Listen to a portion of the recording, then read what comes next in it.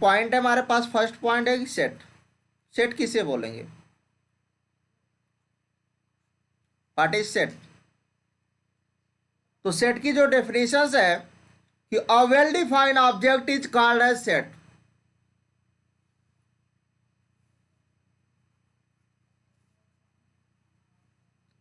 अ well defined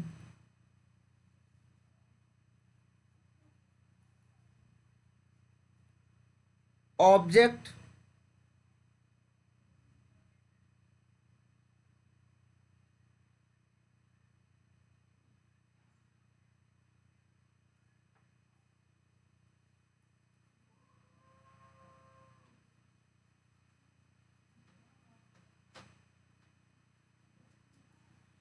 तो हमने क्या बताया सेट की डेफिनेशंस कि a well defined object is a called as set, कि जो हमारे पास ऑब्जेक्ट होना चाहिए भैया वो कैसा होना चाहिए? वेल डिफाइन होगा।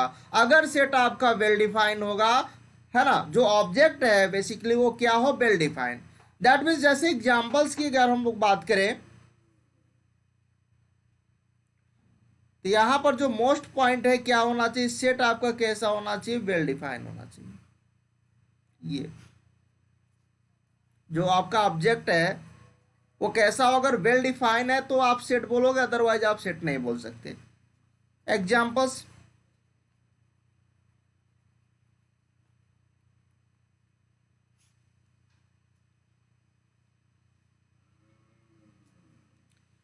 ये हमारे पास कोई सेट है x belonging to natural number such that x greater than or equal to क्या भी है? 3 है। ठीक है, और हमें यहाँ पर बताना है क्या हमारे पास ये जो है ये सेट बनाएगा या फिर नहीं बनाएगा। तो आप देखो यहाँ पर वेल डिफाइन कर दिया गया ना कि एक्स सेट, इस सेट में एक्स हमारा कहाँ से अलाई कर रहा है? नेचुरल नंबर से अलाई कर रहा है। और इस सेट में जो एलिमेंट आ रहे हैं वो 3 या 3 से बड़े आ रहे हैं। यहाँ पर इन्होंने डिफाइन कर दिया है। दैट मीन्स इसका मतलब सर ये सेट बनाएगा। सही है। चलो बी हम लोग को यहाँ पर बी ले लेते हैं, कोई दूसरा सेट मान लीजिए हमने डिफाइन किया, और एक्स को हमने कहाँ से लिया सर? रियल से ले लिया, आर से ले लिया। और यहाँ पर हमने डिफाइन कर दिया कि सर एक्स जो लाई करेगा वो 1 और 2 के बीच लाई करेगा। X belonging to real number और एक्स लाइट बिटवीन 1 एंड 2। तो क्या ये सेट बनाएगा? हाँ, ये भी सेट बनाएगा, क्योंकि यहाँ पर डिफाइन कर दिया गया कि एक्स के बारे में एक्स जो भी आएगा वो 1 और 2 के बीच में ही आएगा। सही है। चलो, इसका मतलब सर ये बी सेट भी बनाएगा। सी हम लोग ले लेते हैं, एक तीसरा एग्जांपल्स ले लेते हैं कि collection of whose student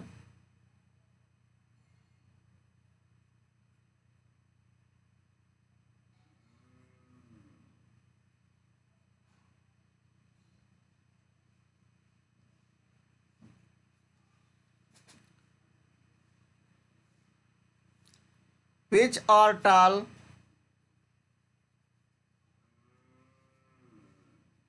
in a class। अब बता दो क्या ये बनाएगा सेट?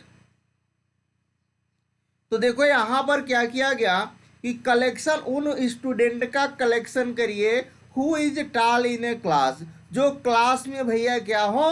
टाल हो, है ना। तो यहां पर ये नहीं डिफाइन किया गया कि किस क्लास की बात कर रहा है ना। तो किस क्लास की, क्योंकि यहाँ पर डिफाइन करना चाहिए ना। क्लासेस तो बहुत हो सकती है, अगर कॉलेज की बात करें तो बहुत सारे क्लासेस होंगी। अब किस क्लास में टाल की बात कर रहा है? टाल या शार्ट की बात करते हैं तो हम लोग किसी पर्टिकुलर की बात करते हैं, मान लीजिए 2 के बीच करेंगे, है ना। तो यहां पर तो पहली बात तो क्लास नहीं डिफाइन किया गया, मतलब यहां पर वेल डिफाइन नहीं है। और जब वेल डिफाइन नहीं होगा तो कभी भी सेट नहीं बनाएगा। सही बात है। इसका मतलब सर ये सेट नहीं बनाएगा। एक कोई दूसरा एग्जांपल सोचते हैं कि यहां पर हमने दूसरा एग्जांपल एक डी सेट बनाया कि collection of whose student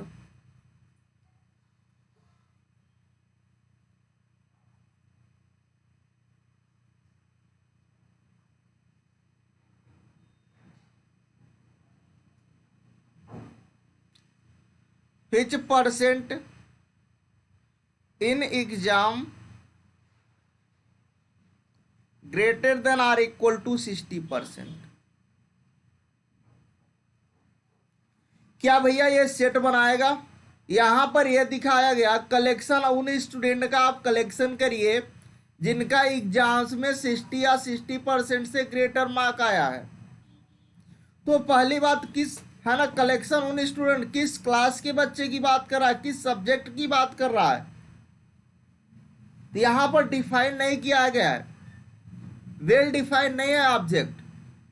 collection तो उन्होंने बोल दिया कि उन स्टूडेंट का आप कलेक्शन कर दीजिए जिसका क्या है मार्क एग्जाम्स में, किस एग्जाम्स की बात कर रहा है ना, किस एग्जाम्स की किस सब्जेक्ट की बात कर रहा है। यहां पर कुछ डिफाइन नहीं किया गया, इसका मतलब सर ये भी सेट नहीं बनाएगा, सिंपल सी बात है, सही है ना। तो मेन टास्क क्या हुआ कि अगर सेट चेक करना है तो वेल डिफाइन ऑब्जेक्ट को होना पड़ेगा, है ना। चलो अब बात करते हैं, तो सेट की बात हो गई, अब रिलेशंस की बात करते हैं कि रिलेशंस क्या होगा।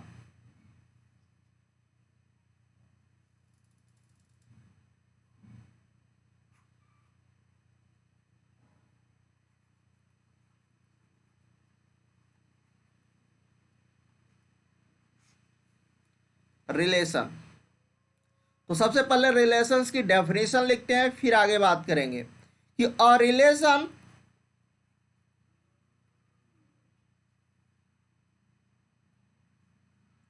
From A to B is a subset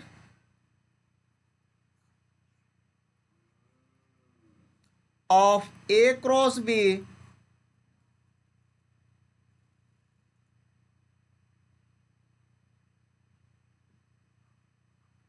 and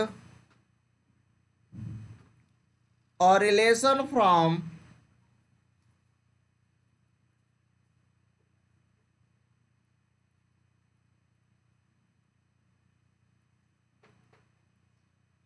B to A is a subset of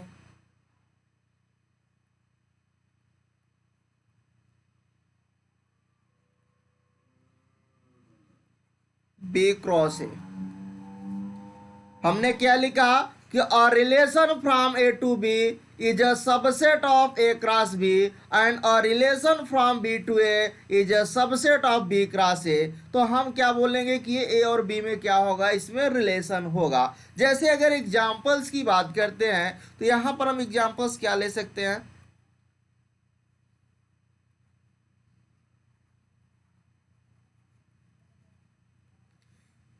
simple सी बात है कि हम यहाँ पर क्या करते हैं, कोई दो सेट डिफाइन कर लेते हैं। तो मान लीजिए एक सेट हमने सिंपल सा कोई एक सेट ले लिया जिसमें एलिमेंट कैसे आ रहे हैं, ए बी सी एलिमेंट आ रहा है, और एक मैंने बी सेट डिफाइन कर दिया जिसमें एलिमेंट आ रहे हैं एक 1, 2 आ रहे हैं। और हमने कहा कि सर हमें ये बताइए कि इस ए और बी में रिलेशन बता दीजिए। तो आप कहोगे सर ए क्रॉस बी में हम निकाल देते हैं, फिर बी क्रॉस ए निकाल देते हैं, रिलेशन हमें पता चल जाएगा, है ना। तो ये क्या होगा, ए और बी में रिलेशन हो जाएगा। तो ए क्रॉस बी जब आप करोगे इसका मतलब एक आप बी में क्या कर रहे हो, क्रॉस कर रहे हो, मतलब पेयर वाइज आएंगे, एक आपका ए से आएगा दूसरा आपका बी से आएगा, है ना। ए क्रॉस बी का मतलब जो भी आपके पास एलिमेंट बनेंगे सेट, इससे ए क्रॉस बी सेट में जो एलिमेंट बनेंगे भैया वो कैसे आएंगे, पेयर वाइज आएंगे, मतलब एक ए का आएगा एक बी का आएगा फिर दूसरा ए का, है ना, कुछ इस तरह से आएंगे। देखिए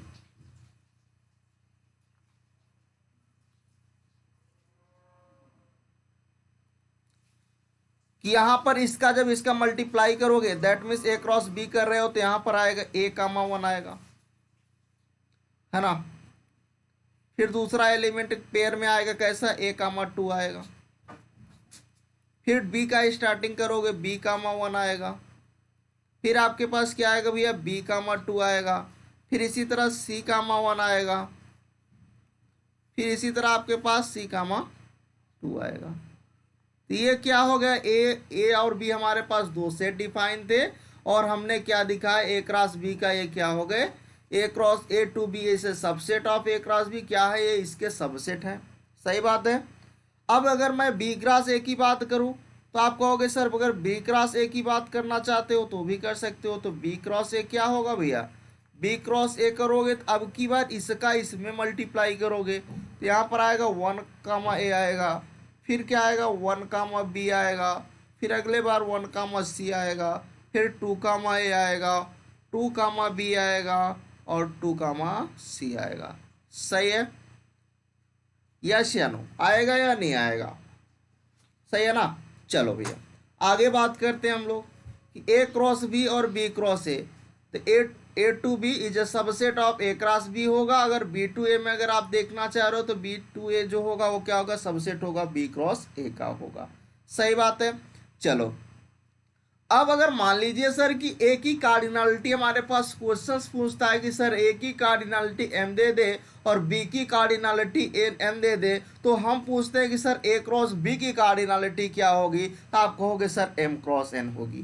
क्या होगी, एम क्रॉस एन होगी, क्योंकि ए सेट में जो उस एलिमेंट आ रहे हैं वो एम आ रहे हैं, बी सेट में जो एलिमेंट आ रहे हैं एन आ रहे हैं, तो उसका जब क्रॉस करेंगे तो उसमें टोटल दोनों का मल्टीप्लाई हो जाएगा। That mean simple. तो चले नेक्स्ट पॉइंट की बात करते हैं कि यहां पर पॉइंट क्या है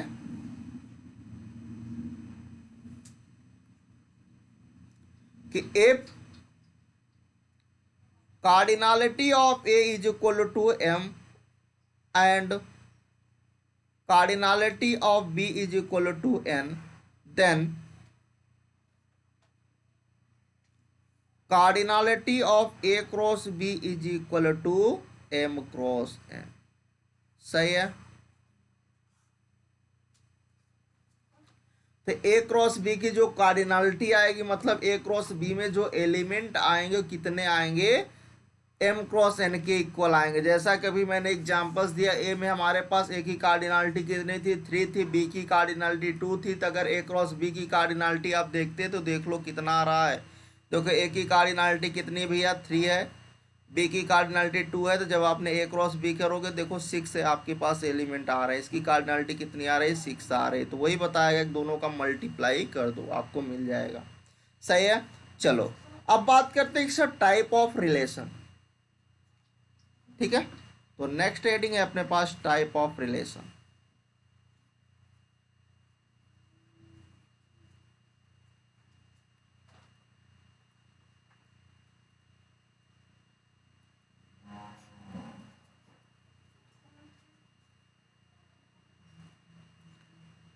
तो टाइप ऑफ रिलेशंस में हम लोग फर्स्ट टाइप की बात करते हैं सर रिफ्लेक्सिव।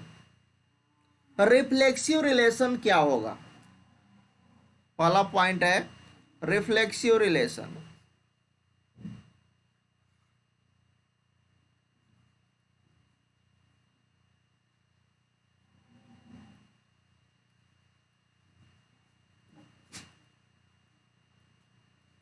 तो रिफ्लेक्सिव रिलेशन किसे बोलेंगे, चलिए इसकी डेफिनेशन लिखते हैं तो आपको समझ में आएगा। यस या नो। तो यहां पर है कि लेट आर जो होगा वो सबसेट होगा किसका, ए क्रॉस ए का। R, let R which is a subset of A cross A,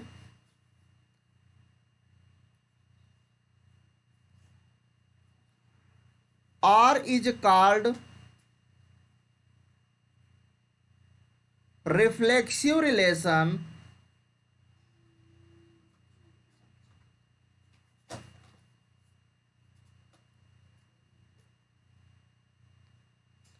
reflexive relation if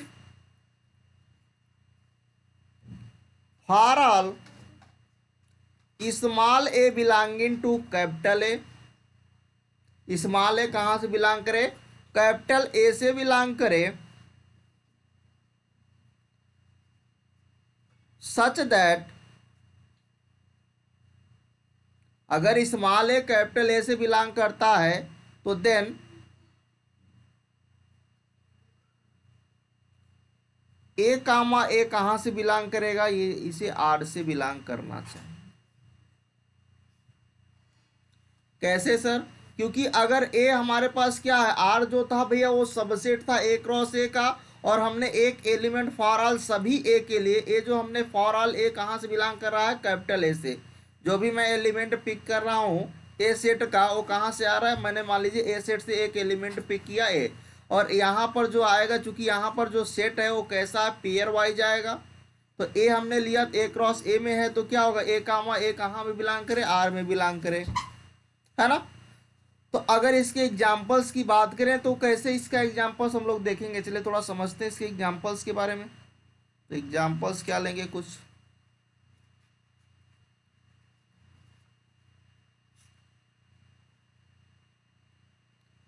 कि मान लीजिए हमने एक सेट ले लिया नेचुरल नंबर का, हमने क्या लिया, एक नेचुरल नंबर का सेट लिया, और यहाँ पर हमने रिलेशन डिफाइन कर दिया है कि ए रिलेट कर रहा है बी से if and only if a divides b for all a comma b belonging to ए।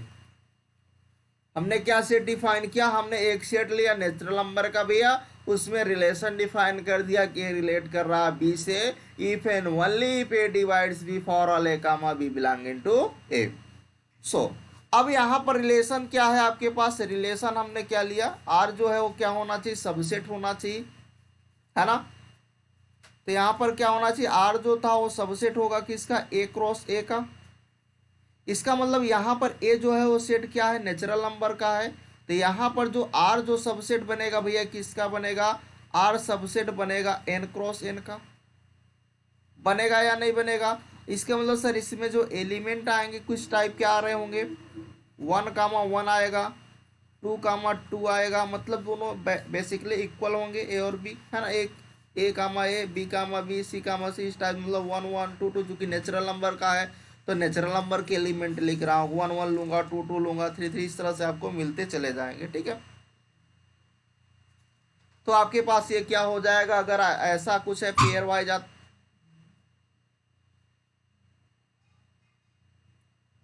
1,1 2,2 3,3 इस टाइप से आते हैं, तो क्या होगा आपके पास, वो आपके पास बनाएगा रिफ्लेक्सिव रिलेशन होल्ड करेगा। दूसरा एक एग्जांपल्स लेते हैं, सेकेंड एग्जांपल्स, कि मान लीजिए सर हमने ए तो सेट ले लिया नेचुरल नंबर का, सही बात है, और यहाँ पर डिफाइन किया गया था कि फैन ओनली इफ की केस थी ए बी को डिवाइड करेगा for all a comma b, तो यहाँ पर मैंने 1,1 लिया, 1 बी को डिवाइड करा, 2 2 को डिवाइड करेगा, तो यहाँ पर ए है, ये बी है, ये ए है, ये बी है, मतलब 1 1 को डिवाइड तो करेगा ना, ए बी को डिवाइड कर रहा, इसलिए यहाँ पर क्या था, ये आपके पास होल्ड कर रहा था, ये तो रिफ्लेक्सिव रिलेशन होल्ड कर रहा था। बट अब सेकेंड एग्जाम्पल लेते हैं कि मान लीजिए हमने एक सेट ले लिया नेचुरल नंबर का, और यहाँ पर रिलेशन सर जो डिफाइन कर दिया कि ए रिलेट कर रहा है बी से इफ एंड ओनली इफ की केस है कि GCD of a comma b क्या आना चाहिए, 1 आना चाहिए, जिसकी जीसीडी 1 आएगी वही होगा। तो यहाँ जरा समझते हैं थोड़ा सा, क्या यहाँ पर ये रिलेशन होल्ड करेगा। तो चूंकि आर जो होता है भैया रिफ्लेक्सिव रिलेशन के लिए आर क्या होता है, सबसेट होगा किसका, ए क्रॉस ए का, ए इज इक्वल टू क्या है भैया, नेचुरल नंबर, इसका मतलब एन क्रॉस एन का होगा, सही बात है ना। अब अगर यहाँ से ऐसा होल्ड हो रहा है तो हम ये बोल सकते हैं कि मान लीजिए सर यहाँ पर जो एलिमेंट, यहाँ पर जो सेट आएंगे, सेट में जो एलिमेंट आएंगे एन क्रॉस एन का जो सेट है, उसमें एलिमेंट 1,1 टाइप का आएगा, 2,2 टाइप का आएगा, 3,3 टाइप का आएगा। बट 1 और 1 की जीसीडी जब आप निकालोगे तो 1 आएगा, बट 2,2 की जीसीडी कभी 1 नहीं आएगी, 3,3 की जीसीडी कभी 1 नहीं आएगी। इसका मतलब सर ये जो रिलेशन डिफाइन किया गया है ये होल्ड नहीं कर रहा है, इसका मतलब सर ये रिफ्लेक्सिव रिलेशन होल्ड नहीं करेगा। बात समझ में आई या नहीं आई। वहाँ पर 1 ए बी को डिवाइड कर रहा था, बट यहाँ पर जो रिलेशन डिफाइन किया गया कि GCD of a comma b 1 आना चाहिए, 2 2 की जीसीडी 2 आ जाएगी, है ना, कभी भी 1 नहीं आएगी। इसका मतलब यहाँ पर क्या हो रहा है, ये होल्ड नहीं कर रहा है। तो आगे बढ़ते हम लोग, इररिफ्लेक्सिव रिलेशन किसे बोलेंगे। तो नेक्स्ट हेडिंग है अपने पास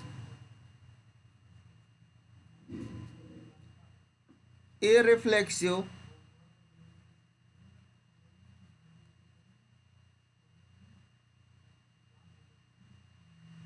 रिलेशन। तो इररिफ्लेक्सिव रिलेशन क्या होगा, चलिए लिखते हैं इसके बारे में कि let R which is a subset of A cross A, ये सबसेट किसका होगा, ए क्रॉस ए का सबसेट होगा। R is called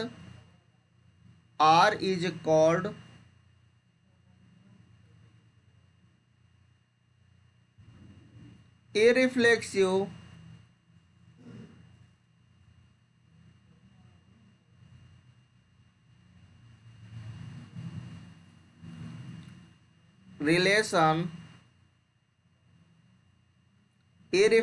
relation if for all small a belonging to capital A such that a comma a does not belonging to R, ये R से belong ना करे। तो ई रिफ्लेक्सिव रिलेशन में क्या था, ए कामा ए आर में बिलोंग करना चाहिए, बट ई रिफ्लेक्सिव रिलेशन में क्या होगा कि जो ए कामा ए आएगा वो आर में बिलोंग नहीं करेगा। ठीक है, तो हम क्या बोलेंगे भैया, वो ई रिफ्लेक्सिव है। तो एग्जाम्पल्स देख लेते हैं इसके।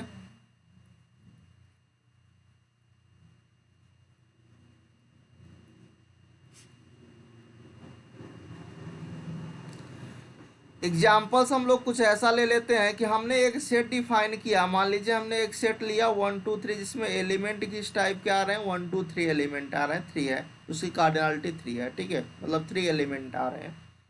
अब यहाँ पर हमने एक सेट R1 सेट डिफाइन किया और R1 कुछ ऐसा आ रहा है जिसमें 1 2 एलिमेंट आ रहा है, 1 2 आ रहा है और यहाँ पर 1 1 आ रहा है। फिर हमने एक R2 सेट लिया है ना, इसका सबसेट ले रहा हूँ। ठीक है, तो यहाँ पर 2 3 लिया और यहाँ से एक मैंने ले लिया 3 1 ले लिया।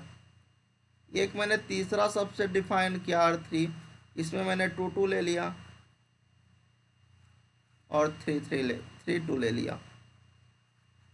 अब यह बता दो क्या ये कौन से इररिफ्लेक्सिव रिलेशन बनाएगा। ये आपके पास सेट है, ये आपके पास सेट है, जरा समझो कोई बना रहा है। तो ये देखो हमने क्या बताया था, ए कामा ए जो है वो आर में बिलोंग ना करे। तो यहाँ पर 1 2 तो सही है, ये आपके पास सही है, ये आपके पास आर में बिलोंग नहीं करेगा क्योंकि आर में जो एलिमेंट आएंगे किस टाइप के आएंगे, 1 1 2 2 3 3 इस टाइप के आ रहे होंगे। इसका मतलब ये तो नहीं होल्ड करेगा, है ना, क्योंकि यहाँ पर एक ऐसा आपको मिल जा रहा है ना,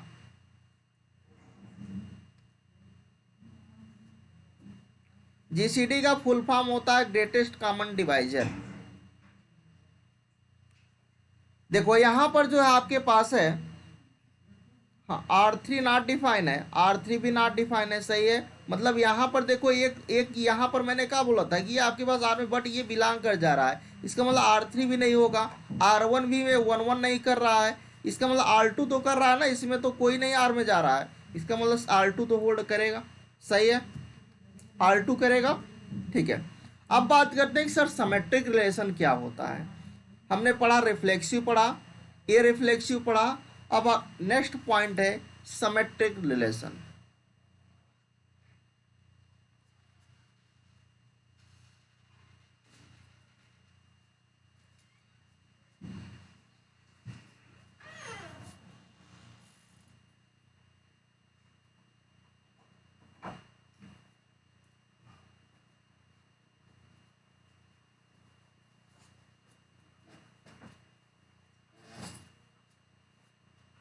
सिमेट्रिक रिलेशन, भैया सिमेट्रिक रिलेशन क्या होगा उसके बारे में नोट करते हैं कि let R which is a subset of A cross A, R जो होगा वो किसका सबसेट होगा, ए क्रॉस ए का सबसेट होगा। ठीक है, R is a called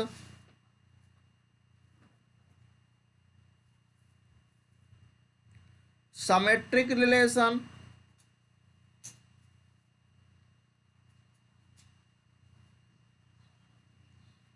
if a comma b belonging to R, अगर ए कामा बी आर में बिलोंग करता है तो ये इंप्लाई करता है कि जो बी कामा ए होगा वो भी आर में बिलोंग करेगा। अगर ऐसा है, अगर ऐसा है तो क्या होगा, ये आपके पास सिमेट्रिक रिलेशन बनाएगा। For all a comma b belonging to R, a comma b belonging to a, sorry, ठीक है। तो अगर ऐसा है तो हम बोलेंगे क्या होगा भैया, ये सिमेट्रिक रिलेशन बनाएगा। चलो एग्जाम्पल से समझते हैं।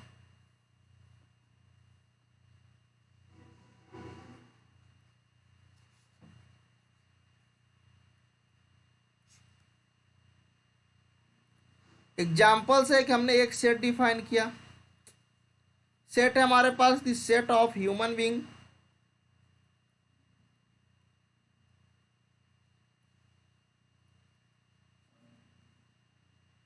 if and only if A is brother of B।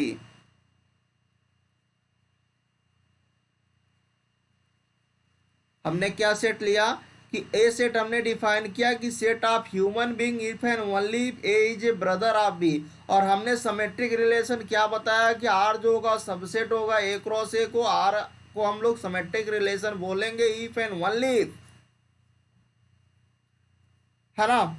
ये इफ एंड ओनली इफ की कंडीशन यहाँ पर नहीं। इफ ए कामा बी कहाँ से बिलोंग करे, आर से बिलोंग करे, बी कामा ए कहाँ से बिलोंग करे, वो इम्प्लाई करेगा कि अगर ए कामा बी आर से बिलोंग करता है तो बी कामा ए को भी आर से बिलोंग करेगा, तो हम बोलेंगे। अगर उस फेल करता है तो नहीं कहेंगे। जरा इसके बारे में समझते हैं। अब ये जो मैंने क्वेश्चंस लिखा एग्जाम्पल्स, ए बी का ब्रदर है, ए बी का ब्रदर है, सही है। ए बी का ब्रदर हो सकता है, बट क्या बी ए का ब्रदर हो सकता है? ए बी का तो ब्रदर है, क्या बी ए का ब्रदर हो सकता है? वो सिस्टर भी तो हो सकती है, वो डिफाइन तो नहीं किया है ना। बस इतना लिख दिया है कि set of human being if and only if a is a brother of b. तो मैंने कहा ठीक है सर, आपने कहा, मैंने मान लिया ए बी का ब्रदर है, सही है। तो क्या सर बी ए का ब्रदर हो सकता है? जरूरी नहीं है, बी ए की सिस्टर भी हो सकती है। इसका मतलब क्या हुआ सर, क्या ये सिमेट्रिक रिलेशन बनाएगा? तो आपने कहा सर नहीं बनाएगा, सही है। हमने एक दूसरा सेट डिफाइन किया जिसमें एलिमेंट आ रहे हैं ए कामा बी कामा सी आ रहे हैं, और मैंने इसका सबसेट चूज कर लिया, R1 लिया, a comma B comma C comma ए। एक हमने R2 लिया, ए कामा बी कामा ए। एक हमने और ले लिया, R3 ले लिया, a comma C B comma सी। अब जरा बता दो कौन सा यहाँ पर सिमेट्रिक रिलेशन बनाएगा। तो मैंने क्या बोला था कि अगर ए बी में बिलोंग करे, ए बी आर में बिलोंग करता है तो बी ए को आर में बिलोंग करना पड़ेगा। इसका मतलब ये तो इसका सबसेट तो होगा ना, सही है। क्या ये करेगा, ए बी करेगा तो क्या यहाँ कहीं बी ए है? नहीं है ना, नहीं करेगा। ए सी है तो क्या यहाँ पर सी ए है? नहीं है ना। बी सी है तो सी बी है? नहीं है ना। इसका मतलब नहीं करेगा, सही है। हाँ, R1 नॉट डिफाइन है, R3 भी नॉट डिफाइन है। चलो अब बहुत बात करते हैं असिमेट्रिक रिलेशन क्या होगा। अभी तो सिमेट्रिक की बात हो गई, असिमेट्रिक रिलेशन क्या होगा।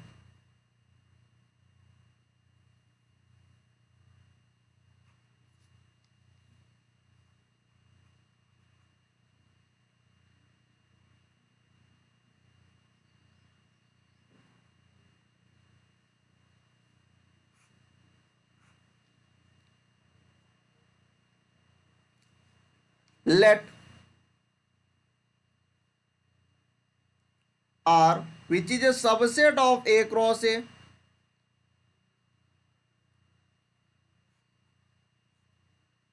R which is a subset of A cross A, और यहां पर A को क्या होना पड़ेगा? Non empty set. A is non empty set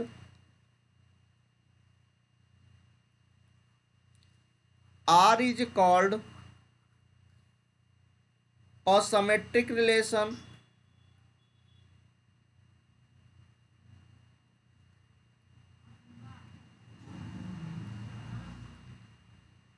if and only if ना लिखेंगे if, ठीक है। if a कामा b, अगर आपके पास ये R में बिलोंग करता है तो ये इम्प्लाई करेगा कि जो भैया b कामा a होगा वो आपके पास आर में बिलोंग नहीं करेगा। तो हम इसे क्या बोलेंगे, असिमेट्रिक रिलेशन बोलेंगे। क्या बोलेंगे, असिमेट्रिक रिलेशन बोलेंगे। फॉर ऑल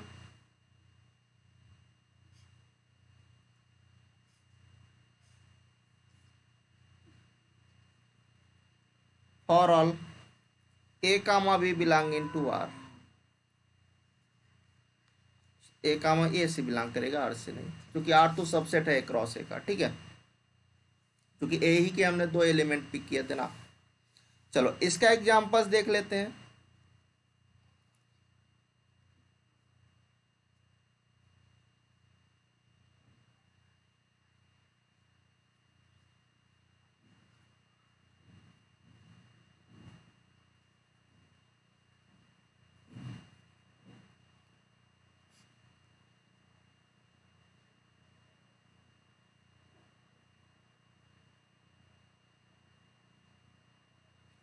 एक हमारे पास सेट है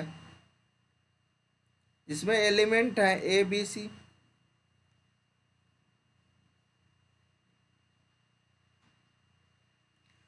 और यहां पर मैंने इसका सबसेट ले लिया a comma b, b comma c, c comma a. R two ले लिया अपन, a comma b, b comma ए।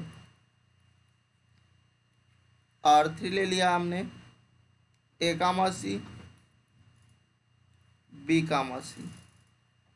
सही है। चलो अपन बता दो कौन सा बनाएगा कौन सा नहीं बनाएगा भैया। तो देखो ये आपके पास ये सेट है ना। तो यहाँ पर क्या मैंने बताया, ए बी आर में बिलोंग करे बट बी ए ना बिलोंग करे। इसका मतलब देखो ए बी तो बिलोंग कर रहा है बट बी सी यहाँ सी ए नहीं है ना, इसका मतलब ये तो बनाएगा। यहाँ पर ए बी बिलोंग कर रहा है, बी ए भी बिलोंग, इसका मतलब ये तो नहीं बनाएगा, सिमेट्रिक हो गया। ए सी बिलोंग, ये भी बनाएगा। सही है ना। R one not, R one define है भैया, ए बी आर में बिलोंग करा, बी ए नहीं बिलोंग करना चाहिए, तो बी ए तो है ही नहीं यहाँ पर, तो सही तो है ना। बी सी है तो सी ए, सी बी नहीं है, सी ए है तो ए सी नहीं है, तो सही तो है। चलो अब बात करते हैं एंटी सिमेट्रिक रिलेशन। नेक्स्ट हमारे पास है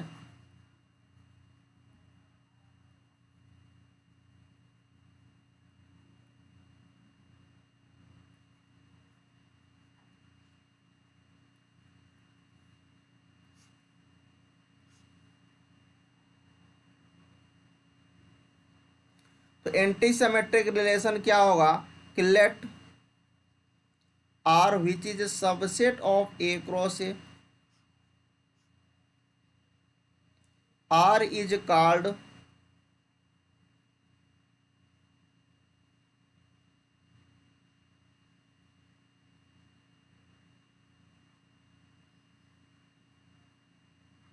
anti symmetric relation if a comma b belonging to R and b comma a belonging to R which imply a is equal to b। यहाँ पर क्या लिखा गया कि late R which is a subset of A cross A, R is a called anti-symmetric relation if A comma B R से belong करे, B comma A भी R से बिलोंग करे, ये इम्प्लाई करेगा कि A जो होगा वो B के इक्वल आएगा।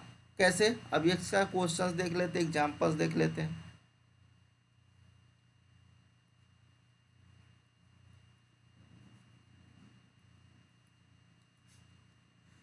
एग्जाम्पल से हमारे पास एक हमने सेट लिया जिसमें एलिमेंट आ रहे हैं 1 2 3, सही है। और हमने यहाँ पर क्या लिखा, इसका सबसेट चूज कर लिया 1 कामा 2, 2 कामा 1, और 2 ले लिया 1 कामा 3, 2 कामा 3 and 3 comma 2।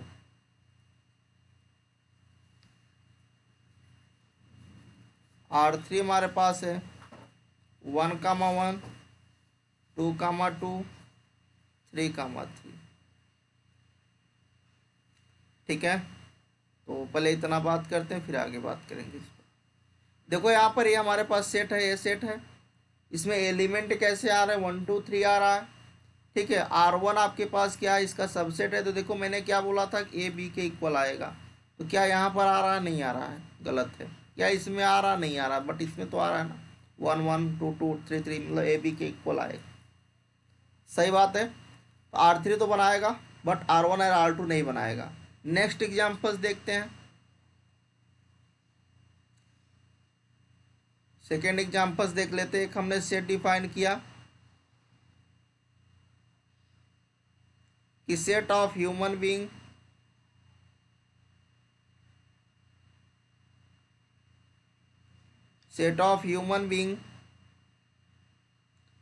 A related to B if and only if A is a brother of B।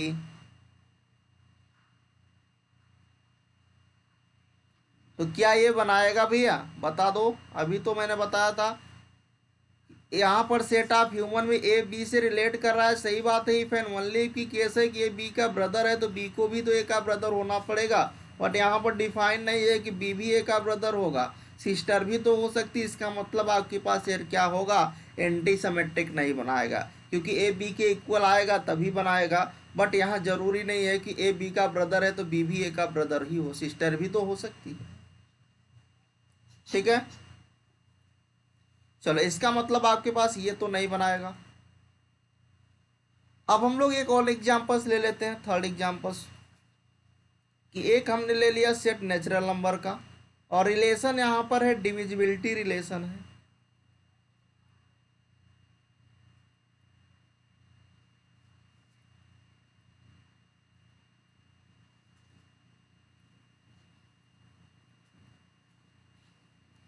Divisibility relation यहाँ पर है। डिविजिबिलिटी रिलेशन ऐसा है कि if and only if case है कि a divides b and b divides a. अगर a b को डिवाइड करता है, बी ए को डिवाइड करता है, सिंपल सी बात है कि ए बी के इक्वल होगा, ये बनाएगा।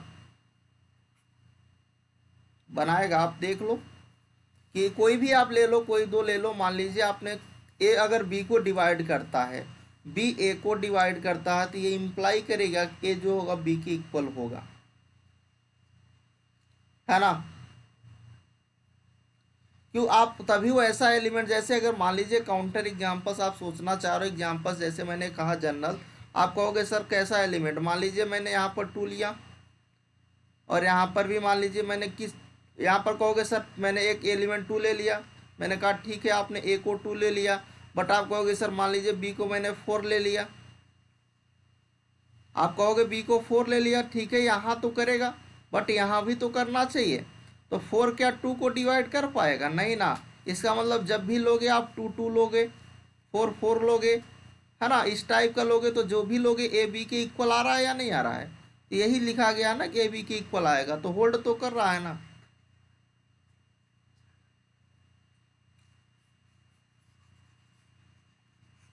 चलो, इसका मतलब ये आपके पास क्या बनाएगा, ये आपके पास एंटी सिमेट्रिक रिलेशन बनाएगा। सही बात है। चलो आते हैं हम लोग ट्रांजिटिव रिलेशंस पर। भैया ट्रांजिटिव रिलेशंस क्या है।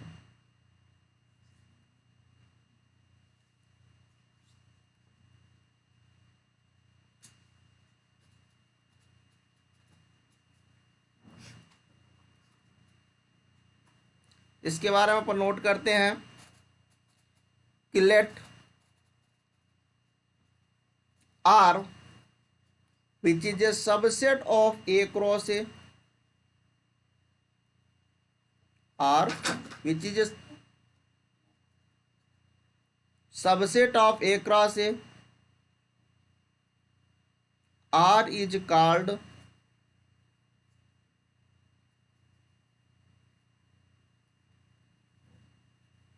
transitive relation, R is called transitive relation if A comma B belonging to R and b comma a belonging to R, ये इम्प्लाई करता है कि जो ए कामा सी होगा वो भी बिलोंग करेगा आर में, है ना। वो भी कहाँ बिलोंग करेगा, आर में बिलोंग करेगा। तो हम क्या बोलते हैं, वो आपके पास ट्रांजिटिव रिलेशन होगा। जैसे अगर एग्जांपल्स की बात करें, अभी तो ये क्लास 12 की बातें चल रही है ना। तो यहाँ पर हमने एक सेट ले लिया, इंटीजर का ले लिया सेट, और यहाँ पर चूंकि क्या होगा, आर जो होगा सबसेट होगा तो जेड क्रॉस जेड का होगा। सही बात है। यहाँ पर रिलेशन है, ए रिलेट कर रहा है बी से। इफ एंड ओनली इफ की केस है कि 3 डिवाइड्स ए माइनस बी। इसका मतलब क्या होता है, इसका मतलब ये होता है ए कॉन्ग्रुएंट बी मॉड 3। ये 3 डिवाइड ए माइनस बी का मतलब क्या है, ये कॉन्ग्रुएंट बी मॉड सी होता है। ठीक है। तो यहाँ पर आप कोई एग्जांपल्स बना सकते हो। ए को मान लीजिए आपने 3 ले लो, बी को आप मान लीजिए 9 ले लो, और सी को मान लीजिए आप 15 ले लो। ऐसा कुछ सेलेक्ट कर लेते हैं। ए को आप मान लीजिए 6 ले लो, बी को 9 ले लो, और सी को 15 ले लो। देख लो क्या होल्ड करता है। तो ए बी को लोगे 6 का 9 को अगर ले रहे हो तो, है ना, तो 6 माइनस 9 करोगे तो -3 आएगा। 3 -3 को डिवाइड कर देगा। सही बात है। ठीक है। दूसरा अगर मान लीजिए 9 और 15 ले रहे हो तो क्या आएगा, यहाँ पर आपके पास 6 का डिफरेंस आएगा, है ना।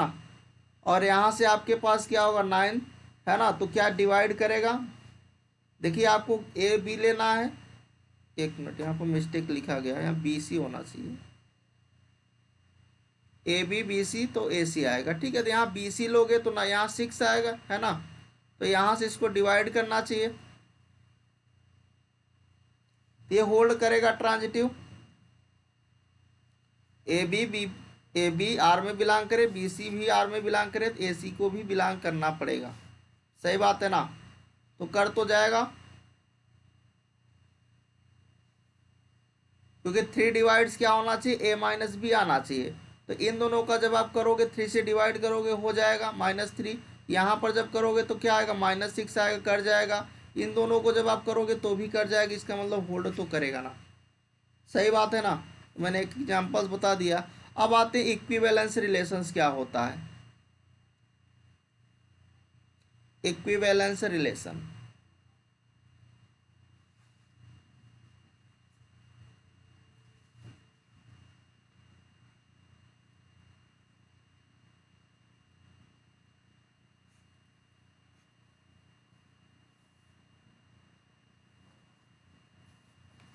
इक्विवेलेंस रिलेशन क्या होगा, जो आपके पास रिफ्लेक्सिव, ट्रांजिटिव और समेट्रिक, रिफ्लेक्सिव, समेट्रिक एंड ट्रांजिटिव तीनों प्रॉपर्टी को होल्ड कर जाए, वही क्या होता है, इक्विवेलेंस रिलेशन होता है।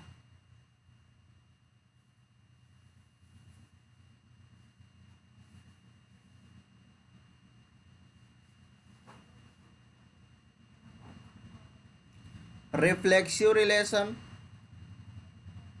समेट्रिक रिलेशन,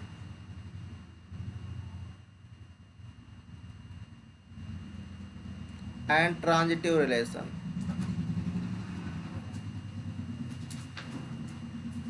जो इन तीनों प्रॉपर्टी को, तीनों रिलेशंस को सेटिस्फाइड कर दे, उसी को हम क्या बोलते हैं भैया, इक्विवेलेंस रिलेशन होगा। एग्जांपल्स हम लोग यहां पर ले लेते हैं।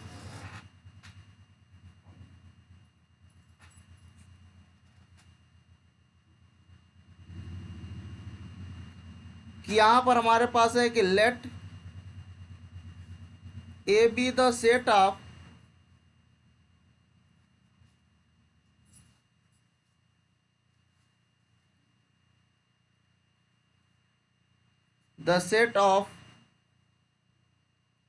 all lines in a plane R is equal to, यहाँ पर है आपके पास रिलेशन जो डिफाइन किया गया है, L कामा M सेट है। ठीक है। और L जो है वो पैरेलल है M के, for all L comma M belonging to A। ठीक है। एक मैंने दूसरा यहाँ पर लिया रिलेशन, सेट लिया L comma M such that L parallel है एम के for all L comma M belonging to A. यहाँ पर बता दो कौन सा बनाएगा कौन सा नहीं बनाएगा, कौन सा इक्विवेलेंस रिलेशन होगा। तो जरा समझते हैं कि यहाँ पर जो सेट डिफाइन किया गया है, ये जो सेट है वो क्या है, एक प्लेन पर है, सेट के जो भी प्लेन पर है, और मैंने इसका सबसेट यहाँ पर किया कि एल कामा एम जो है पैरेलल है, तो सेट पर जो ऑल लाइन्स है वो क्या होंगी, पैरेलल होंगी, है ना। सारी लाइन्स क्या है, प्लेन पर है। तो उसमें से अगर मान लीजिए दो लाइन को आप सेलेक्ट करते हो तो आपके पास क्या होना चाहिए, रिफ्लेक्सिव रिलेशन होल्ड करनी चाहिए। रिफ्लेक्सिव रिलेशन होल्ड करेगी, दो आप ले लीजिए, है ना, ए कामा ए बिलोंग करना चाहिए, तो पहला तो करेगा। दूसरा सिमेट्री होनी चाहिए, है ना, ए कामा वही सेम बातें हैं। तो उसके बाद तीसरा क्या होना चाहिए, अगर ए बी, तीन आप ले लो, तीन लाइन ले लो, ए बी बी है, बी सी सी के, है ना, ए बी आर में बिलोंग करा, बी सी भी आर में बिलोंग कर, ए सी भी बिलोंग करेगा। इसका मतलब ये पहला वाला तो बनाएगा, ये पैरेलल वाला तो होगा, बट क्या परपेंडिकुलर वाला कर पाएगा, ये क्या प्रॉपर्टी होल्ड करेगा, ये रिफ्लेक्सिव ही नहीं होल्ड करेगा। दो लाइन, एक लाइन ऐसे है, एक लाइन दूसरी लाइन पर परपेंडिकुलर है, तो पहली बात तो दोनों लाइनें ही इक्वल नहीं है, तो आपके पास वो पहले ही प्रॉपर्टी फेल कर गई, रिफ्लेक्सिव ही नहीं है। तो जब तीनों होगी तब तो होगा इक्विवेलेंस, जब पहले पर ही फेल है तो हमें आगे बात ही नहीं करना है ना। तो ये आपके पास हो गया इसका एग्जांपल्स इक्विवेलेंस रिलेशन का। अब हम लोग बात करते हैं कि पार्टीशन ऑफ सेट।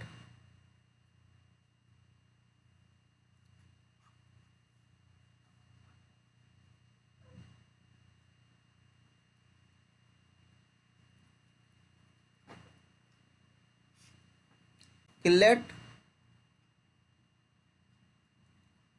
ए, हमारे पास हमने एक सेट लिया जो कैसा है आपके पास, non empty set, let A which is a non empty set P1 comma P2 comma P3 up to Pn B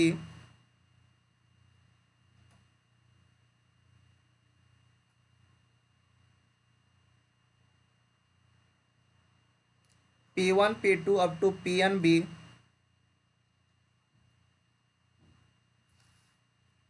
a set of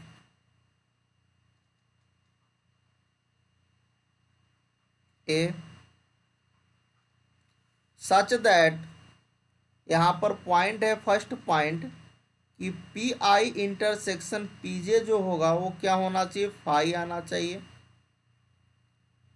for all i does not equal to j, i j की equal नहीं होना चाहिए, ठीक है। Second point है कि union of i is equal to 1 to n, P i अगर करे तो हमारे पास वो पूरा का पूरा सेट आ जाना चाहिए।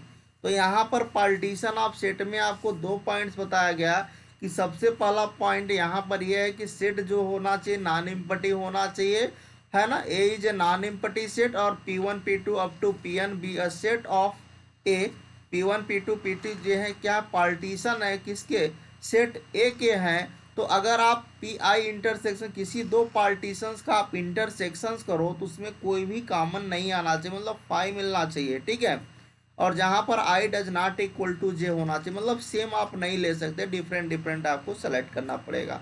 दूसरा पॉइंट ये है कि जो भी पार्टीशन है, ए सेट के जितने भी पार्टीशन है, अगर उन सारे पार्टीशंस का हम कलेक्शन करें, यूनियन करें, तो हमारे पास वो पूरा का पूरा सेट आ जाना चाहिए, ठीक है। तो हम इसको बोलेंगे, चलिए इसके एग्जांपल्स देख लेते हैं।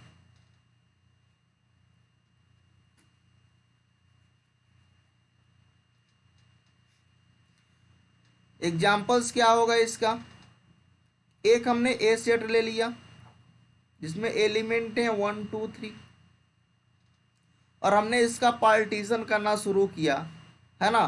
तो पार्टीशन अगर पहले करोगे तो मैंने सिंगल सिंगल का पहले कर लेता हूँ, है ना, सिंगल सिंगल का पहले आप कर लो पार्टीशन। इसके कितने पार्टीशन बना सकते हो, तो मान लीजिए फर्स्ट पॉइंट में बनाता हूँ कि इसको अलग अलग एक सिंगल सिंगल लिख देता हूँ, एक तो ये बन जाएगा।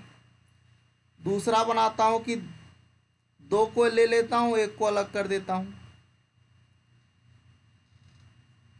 और क्या बन सकता है थर्ड में, अगर हम बनाए तो 1 3 को ले सकता हूँ, 2 को अलग कर दो, है ना। फिर आप क्या ले सकते हो, तीनों को एक साथ ले लो, कितने बने, 4 बन गए। और कौन सा छूट रहा है, एक आप 2 3 ले लो, 1 को अलग कर दो।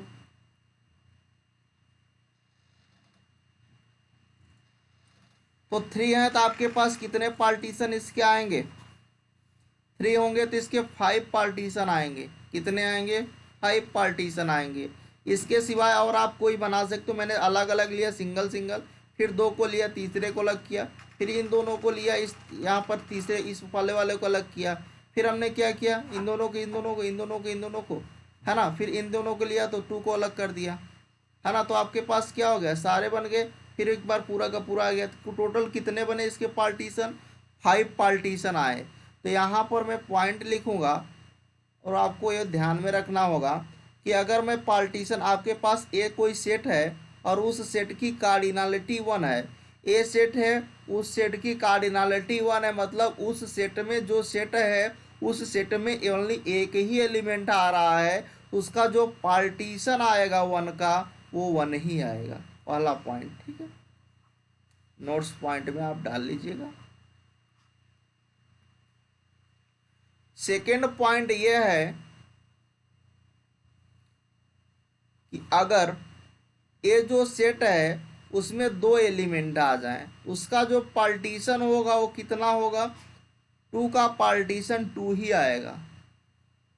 थर्ड हमारे पास है कि अगर ए सेट जो है उसमें 3 एलिमेंट आ जाए, 3 एलिमेंट आए तो अभी पार्टीशन आपने निकाला कितने बने थे, 5 बने थे, सही है। अगर आप मान लीजिए यहाँ पर ए आपकी कार्डिनलिटी क्या हो जाए, 4 हो जाए, मतलब ए सेट में 4 एलिमेंट आ जाए, ए सेट में 4 एलिमेंट आ जाए,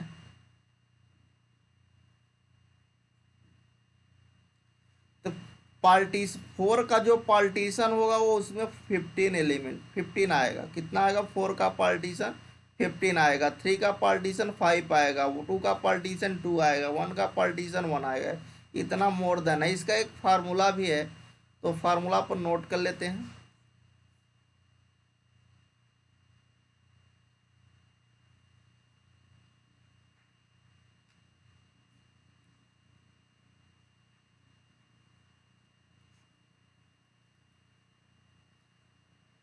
कि पार्टीशन ऑफ n+1 जो होगा वो आपके पास क्या होगा, summation of r is equal to 0 to n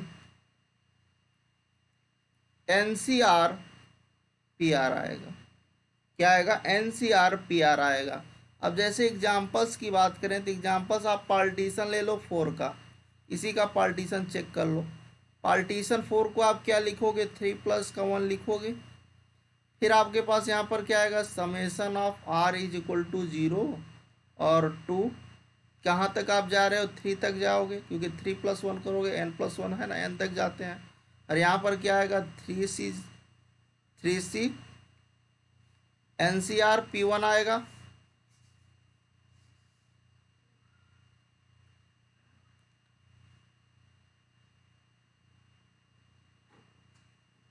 यहाँ पर ऐसा आप लिख लीजिए।